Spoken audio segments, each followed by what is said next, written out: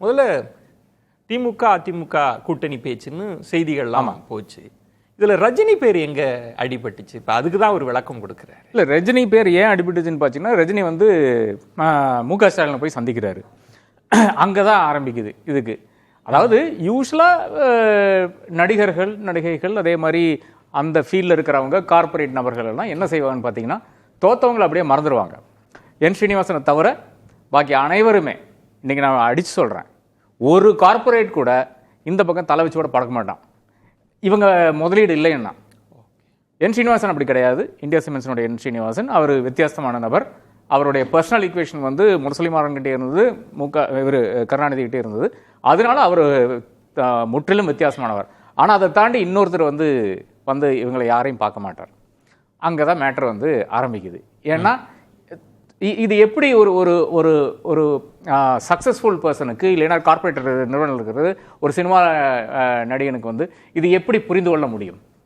தோத்தவரை போய் பார்த்துட்டு இருக்காரு. ஓகே, ஏதாச்சும் ஐஏஎஸ் ஐபிஎஸ் அதிகாரிகள் வந்து பார்த்தாங்களா? எனக்கு தெரிஞ்சு வந்திருக்காங்க. ஐபிஎஸ் யாரும் வரல, ஐஏஎஸ் வந்திருக்காங்க. நான் போன நாளே வந்திருக்காங்க. அவங்க மறக்காத நபர்கள். அதாவது அவருடைய கடமையை தவறு செய்யவில்லை. இவர் வந்து எந்த அளவுக்கு தமிழ்நாட்டை வந்து உயர்த்தி கொண்டு வந்தார் என்பதுக்கு அதற்கு ஒரு ஒரு ஒரு ட்ரிபியூட்டாக வந்த நபர்கள் இருக்கிறார்கள். அது வந்து ரொம்ப ரொம்ப விரளமாகத்தான் இருப்பார்கள். நம்ம சர்வீஸ் என்ன 325 பேர் இருக்கிறதுல வந்து 2 or 3 பேர் மொத்தமாக வந்திருப்பாங்க. இவ்வளோதான், வேறு யாருமே வரல சர்வீஸ்ல இருந்து. இந்த பக்கம் பார்த்தீங்கன்னா இது யாருனாலையும் ஜீர்ணிக்க முடியாத ஒரு விஷயமா இருக்கிறது. எதற்காக தோற்ற ஒரு மனிதரிடம் போய் உட்கார்றாரு? இதுதான் கேள்வி. அங்கதான் சந்தேகம் வந்தது. அங்கதான் சந்தேகம் வருது. அப்ப இவர் ஏதோ சூழ்ச்சி பண்றாரு அப்படின்னு போயிட்டாங்க.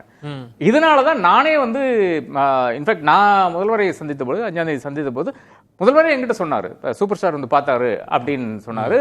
ஆமாங்க, எங்களுக்கு யாருக்குமே பொறுக்கல, நீங்க தோத்தது யாருக்குமே பொறுக்கல அப்படின்னு சொல்லிட்டு பேசிட்டு இருந்தோம். அவரும் சொன்னாரு, சூப்பர் ஸ்டார் சொன்ன விஷயங்களை அவரும் என்கிட்ட பகிர்ந்து கொண்டார். நான் உட்காந்து பேசிட்டு இருந்தோம். அதன் பிறகு வந்து எனக்கே வந்து ஆஹா, இப்படி ஒரு மனிதனா சினிமாவில் கூட அப்படின்ட்டு.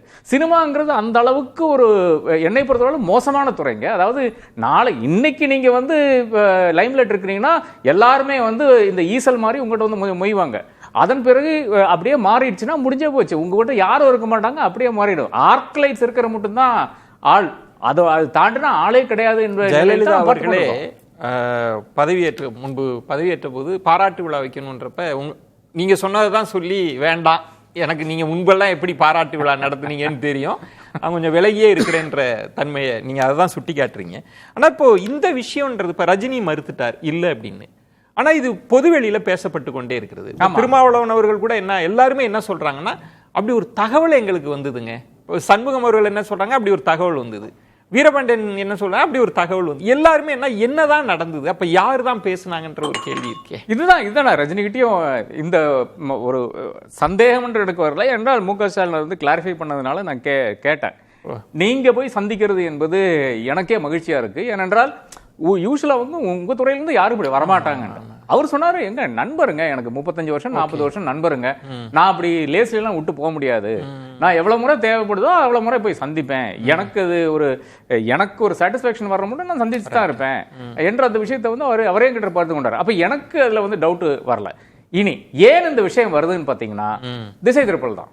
திசை திருப்பல்னு பாத்தீங்கன்னா 4ஆம் தேதி சாயங்காலம் யாருடைய போன்ல இருந்து யாரை கூப்பிட்டாங்க, யாரை வந்து மிரட்டினாங்க, இங்கிருந்து ஆரம்பிக்கிற விஷயமா தான் இருக்கிறது. அப்ப அதுல இருந்து அப்படியே வந்து டைவர்ட் பண்றதுக்கு சூப்பரான ஒரு ஆள் கிடைச்சிட்டாரு. யாரு? ரஜினிகாந்த். ஏன்னா ரஜினிகாந்த் வந்து பிஜேபி கூட தொடர்புல இருக்காரு, தெளிவாக பிஜேபியோட தொடர்பு இருக்கிறார். அது யார் கூப்பிட்டாலும் பேசுற ஒரு நபராக, ஒரு பொது மனிதர், எல்லாருமே அவரை வச்சுப்பாங்க. அப்படி கமல் அப்படிதான் இருக்காரு. கமல் இன்னைக்கு பாராளுமன்றத்தில் இருக்காரு. அதனால வந்து அவரும் பல நபர்கள் கூட பேசுற ஒரு இதுல தான் இருக்கிறாரு.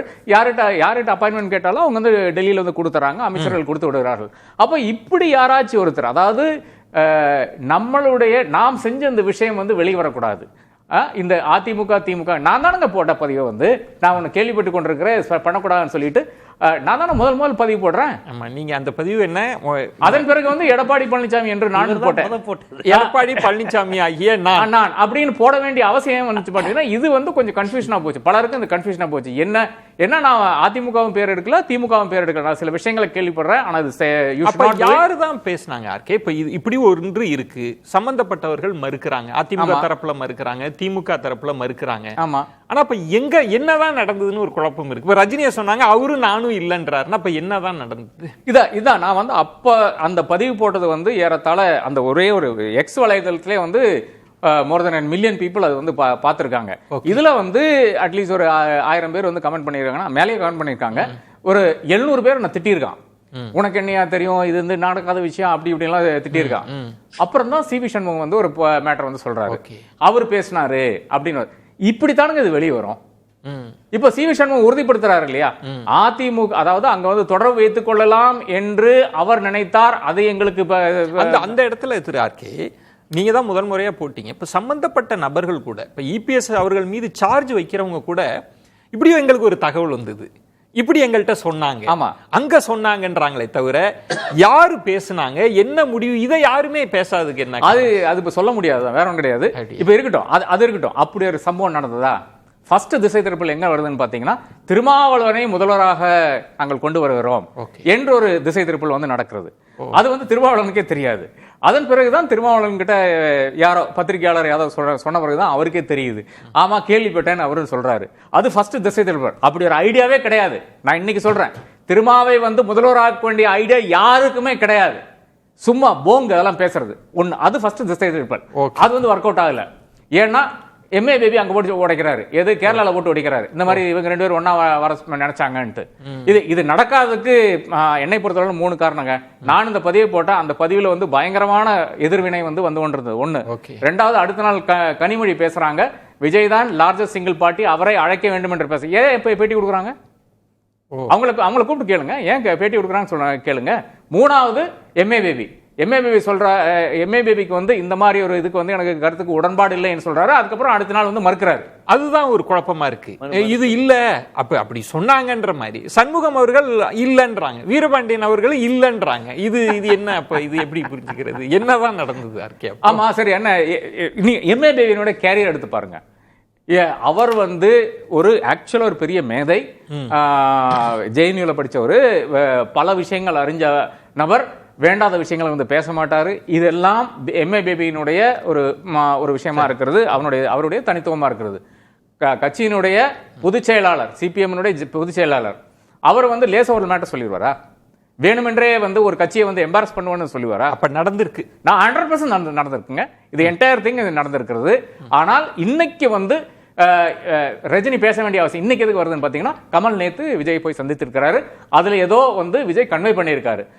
அதுல சில விஷயங்கள் வந்து நேத்து கமல் வந்து ரஜினிக்கு கன்வே பண்ணியிருக்காரு. அதன் பிறகுதான் நடக்குது. இதையும் பாருங்களேன், எவ்வளவு பெரிய சூழ்ச்சின்னு பாருங்களேன்.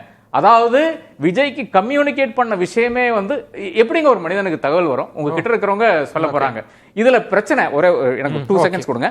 இதுல பிரச்சனை நடக்குதுன்னு பாத்தீங்கன்னா, ஒரு ப்ரொஃபஷனல் அப்பாயின்மெண்ட்ஸ் 2 அப்பாயின்மெண்ட் பண்ணாங்க. இது ரெண்டுமே வந்து இவர்கள் 2 பேரும் வந்து அரசியல் வேலைகளை செய்ய மாட்டார்கள். அஸ்ராகார் ஐஜி இன்டெலிஜென்ஸா போட்டிருக்கீங்க, அவர் இந்த அரசியல் வேலையை பண்ண மாட்டார். யார்கிட்ட போய் சந்திக்கிறார் அந்த விஷயங்கள்லாம் வரும், அது வேற விஷயம். ஆனா இதில் என்ன நடந்தது என்பது உளவு பார்த்து இன்னொருகிட்ட பேசினாருங்கிற விஷயம் வந்து அவர்கிட்ட இருந்து வராது. அப்போ அதுக்கு இன்னொரு ஆளை பார்க்கணும். இன்னொரு ஆள் பார்த்தீங்கன்னா, இன்னொரு ஆள் யார் போடலான்னு பார்த்தீங்கன்னா தர்மராஜனை போட்டிருக்கலாம். ஆனா தர்மராஜன் வந்து இன்னைக்கு டிஐஜி செக்யூரிட்டியா அங்க வந்து வச்சுட்டாங்க. இந்த 2 மொத்தமா வந்து ஐஏஎஸ்ல ஒரு 15 பேர், ஐபிஎஸ்ல ஒரு 15 பேருங்க, பாக்கி எல்லாமே வேஸ்ட். பேசலாம், இதுதான் பிரச்சனை. பேசலாம். நீங்க சொன்னதுல 2-3 திசை திருப்பல் நடக்குது. எலெக்ஷன் ரிசல்ட் வரப்பயே ஒரு ஃபோன் கால் போகுது, அதுக்கு பிறகு பேச்சுவார்த்தை, மற்றபடி நிறைய திசை திருப்பல் அப்படின்னு சொல்றீங்க. நம்ம பேசலாம்.